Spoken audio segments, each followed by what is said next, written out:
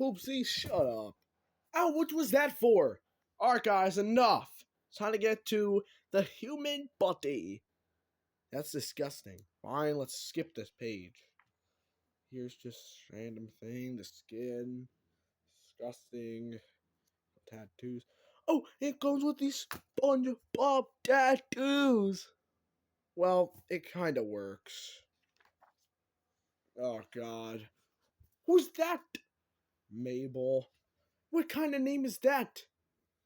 I don't even know. Love. Well, guys, I've got a confession to make.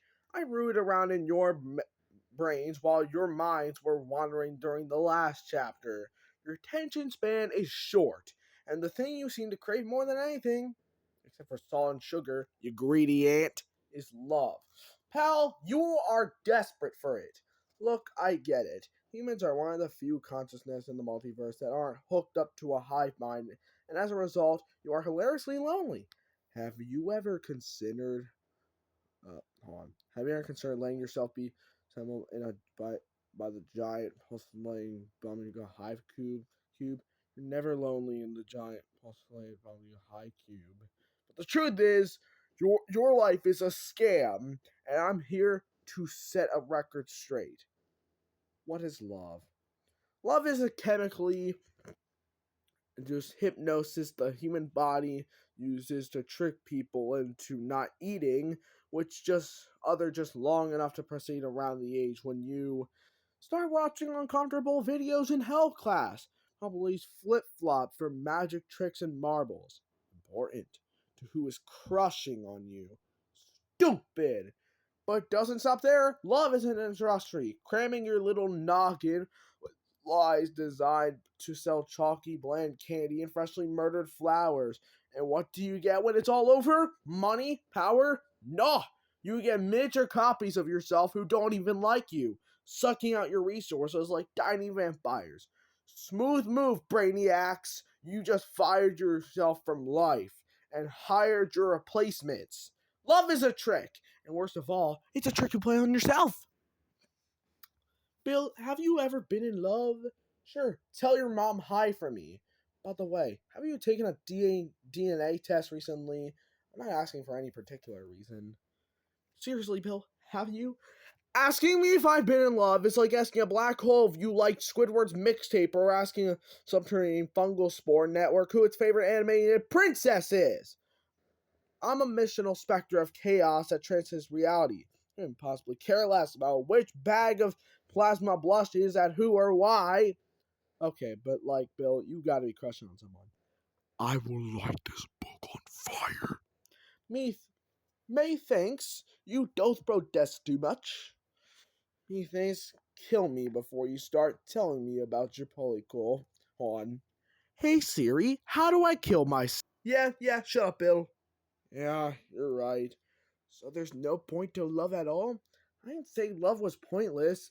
The more the people love you, the more brainwashed sheep can bend to your whims. Conquering hearts is one of the most important things you can do. So you'll give us dating tips then? You know what? It will reflect poorly me as an overload if my new henchman has no social skills. I guess I'll teach you my incredible dating tips. Just be careful. These tips are powerful. You might wind up with 100 husbands, which is a giant scheduling nightmare. Don't come crying to me when husband number 48 gets mad you forgot his anniversary. How to trick everyone into loving you. Tell her you want to eat her hair. Alright. Love isn't a dance with destiny. It's a sales pitch. You're a product, and you need to convince your customer of a life that they absolutely need you. Don't worry, you've got a master salesman right here. If I could sell the apocalypse, which is Weird Mageddon, I could sell you. Dang. It's what's on the outside that counts. Everyone judges a book by its cover, so you need a cover that covers up your face. Personally, financial situation, and your general life prospects. No one's going to love you if they know all the terrible secrets you're running from, or recognize your blood-splattered face on from your wanted posters.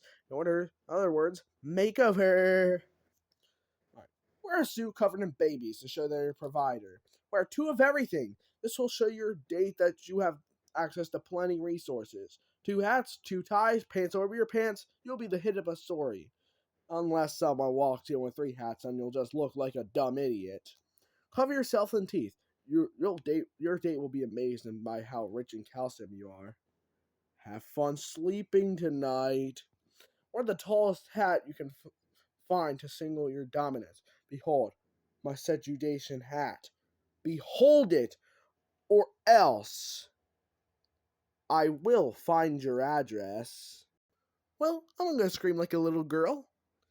Tie a cobra to each arm and call yourself Johnny Cobra Arms. This one speaks for itself. Smells. Love is particularly based on scent pheromones, so be sure to lather up in elk sweat, badger musk, and whale emberiges. Before leaving the house, a date is a competition. Whoever has the most smells wins. Oh, what's that? I cannot read what's on that heart. I think that says lies. Don't ask. Topics. The enemy of a date is silence. Every second of awkward silence gives your date a chance to notice and consider your copy's flaws. The solution? Be sure to scream topics whenever there's a lewd conversation. Acceptable date topics. Eels. The pH balance of soil. Mandibles. Ferris wheel deaths. Divorce rate status. Mold. Colic. The love cage. If your date is still somehow unimpressed by your screaming and smells, then simply trap them in a massive stoning and stone pyramid and sing incredibly shrill song until they're mentally broken enough to confess their true feelings. Fear and love are next to each other in the brain. Most humans can't really tell the difference. In fact, I'm not sure there is a difference. Here's some Valentine's cards. Will you go out with me? I've got my eye on you. You're a cute E. I like you for some reason. Yeah, that's right. Let's get Illuminati. I'm broken. Wanna fix me? I don't want to die alone. I secretly collected your sweat in a jar, and according to accepted lab testing, we have an 88.3% pheromone compatibility match. They call me the love triangle. My exes. Not relevant. Don't have any. Remember, pal, at the end of the day, love is just a people stay for hate. Handcuffing your happiness to a mortal like gluing yourself to a time bomb. Oh, death do us part. Should I give you a hint about where this whole thing's headed? Hey, speaking of which, guess what the next chapter's about? Here's a hint. We're getting closer to every second.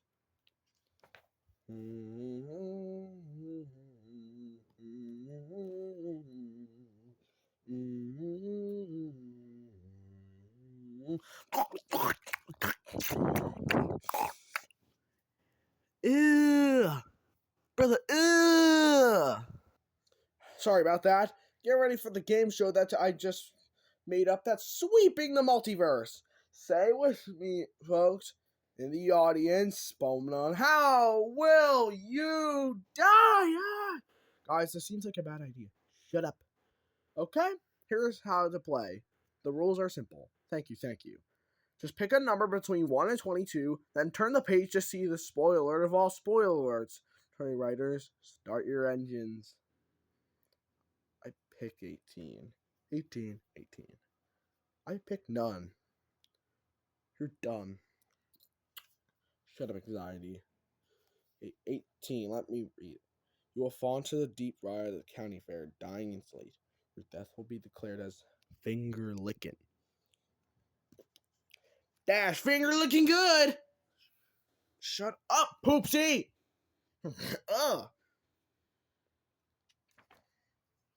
Afterlife. Bill, if you died, where are you now? Someone's finally asking the right question. We've been asking this whole time, Bill. Dang, Poopsie, dang. Oh, where we like copy a journal through? Nope.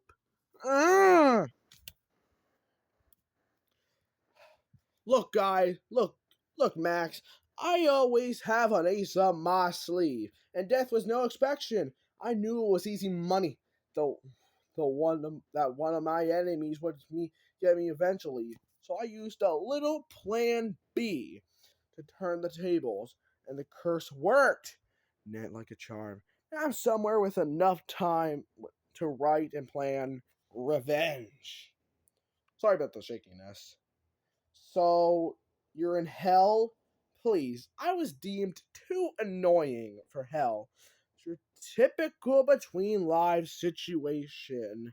Descending through circles, battling demons, feeling your whole life, blah, blah, blah, blah. Just imagine somewhere very far away. Music is always out of tune. Everyone smiles, but no one's happy. How does it feel to be half alive? My half life is still better than most people's whole lives. I'm just getting warmed up for my second act. You dig? Want a cool party trick? I'll teach you how to cheat death too. There's Zombie Bill. How to cheat death. Get bitten by a zombie, vampire, or zompire. You can't imagine how pale those betards are. Before the chosen one kills you, split your soul into 17 cursed omelets and hide them across the realms in really annoying places for your loser or cultists to track down.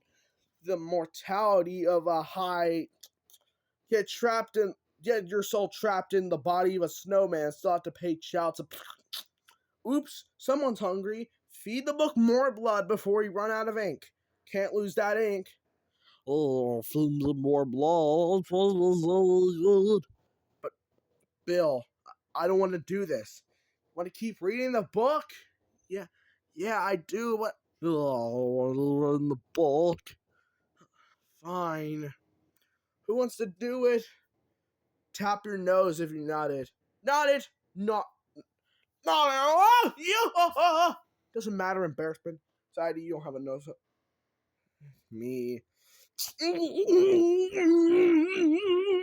Ugh. You really bit me there. Oh. Dang it. Let's cover it up. What was that? Just my life choices. Let's hope that sound doesn't appear again. Bill, is heaven real? Believe it or not, heaven is real. I know. I was shocked too. Turns out an infinite multiverse. All possible realities can and must exist. Which means, logically, there exists paradise exactly tailored to every desire you've ever imagined. You, and even better, I know exactly how you can get there. And on the next page, I will write instructions getting to heaven. Warning: if I had a perverted thought, the ink will be invisible. Lord, I pray that the ink is not invisible. I've never had perverted thought. So this kind of looks like that one scene in that movie. Dang it! Oh, let's move on. Well, I tried. Now that we established that you're all freaks, it's time to talk about morality. Morality. What is it? Well, if you look at it sideways, it's just a word, and now it's a paper airplane. Hup. But look, the point is, it's a very flexible concept, but parents and presidents don't want you to know about it. Because then you might start asking questions like who put them in charge anyway?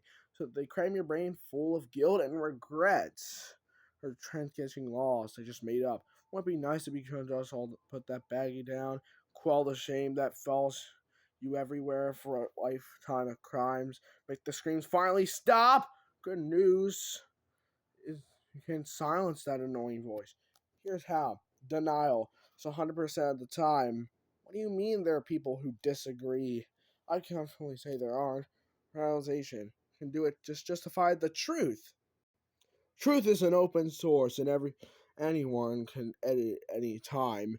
Want to be like me? List 3 evil things and list 3 reasons why they're actually good. You'll be like Bill in no time. Attachment. Detachment. Did you know 100% of your human cells die and are replaced every 7 years? That means what you did anything 7 years ago wasn't even you. It was some dead loser. You can't be held accountable for what dead person did. What? You think this is A form of realization? I deny that. Well, look what we have here. Scrambles the elf seems to be chained up to this page. There's no one to get him out. His elf bones are made up of glass, so if you turn the page, you'll crush him to death. But if you never turn the page, you'll never see the rest of my amazing book. It's his life versus your fleeting amusement. What'll it be? Sorry, Scrambles. So yeah, guys, there's something I want to tell you. Yeah, we're not listening. Yeah, we're not listening. Ouch. Ah! Oh! Find Max! So what Max is trying to say that, spoilers, that this is the only timeline where Dipper and Mabel made it to 13. Just listen to what Bill says. Look at them. These two little plucky little protagonists happily ever aftering without a care in their oversized heads. They don't consider a single moment that she important that they got to exist in the one timeline where they kept all their bodily organs, the infinite timelines where they were erased, shattered, drowned, frozen, or dismembered before they can make it to 13. But I guarantee you that their less lucky dimensional duplicates think about them all the time. Maybe one day, all these parallel pines will get the chance to meet up face to face. Wait, Bill. So, if these two are the only ones that lived in the only timeline they're in, does that mean you're the worst, Bill? What did you say? Bill, what did he say? Bill, listen, I'm just being real, okay?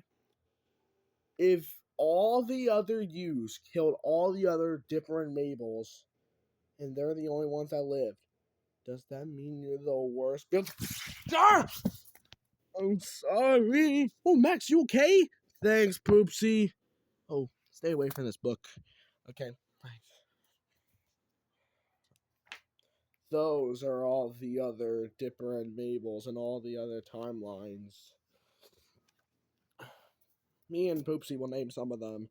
There's Dipper number 2, Bipper, there's Zombie Mabel, Stone Dipper, Stone Mabel, the Blind Eye Dipper, Blind Eye Mabel. Looks like Queen of the Gnomes Mabel or something like that. Melting Dipper, the Small Dipper, Small Mabel, which was the Gideon episode or something. Dipper number 2, I think I already mentioned that one. That's Tyrone. Yeah. Embarrassment, move your foot. You could have read the page. Dummy. Sorry about that. Urban Legends. Come on, look at me. Wouldn't you just want to give me a hug? Hopefully this guy doesn't know my address. Ever since the electric light chased the sea monsters into hiding and the giants went underground to avoid hit by planes, cryptics have been adapting to human society, giving birth to the urban legend. You're no good to see me dead, so let me know if you see these creeps lurking in your town. Slender Man. Found hiding in hollowed out telephone poles. This gossipy beanhole started the rumor that Bill Cipher practices his entrances for hours before he's summoned. Lies! I always improve my intros. I'm going to sue his weird long arms off as soon as I get a hold of my lawyer. Guillermo del Guillermo del Torso. He's just a rib cage. I like strapping things. The off model. You have ever seen a cartoon mascot that looked off? The off model stocks county fairs and bootleg markets pretending to be some IP you trust. So kind of like if you see like another cartoon character from that show, like another cartoon character in a show you recognize, but they're not in their regular show. The off model? Yep. So that urban legend exists. Oh. Me! That's right. I'm the best urban legend. You summoned me by putting a plate of spaghetti in the forest. Better chance, Parmesan. So this, I really don't know about this, but this is the Mirror Realm. Show him who's boss.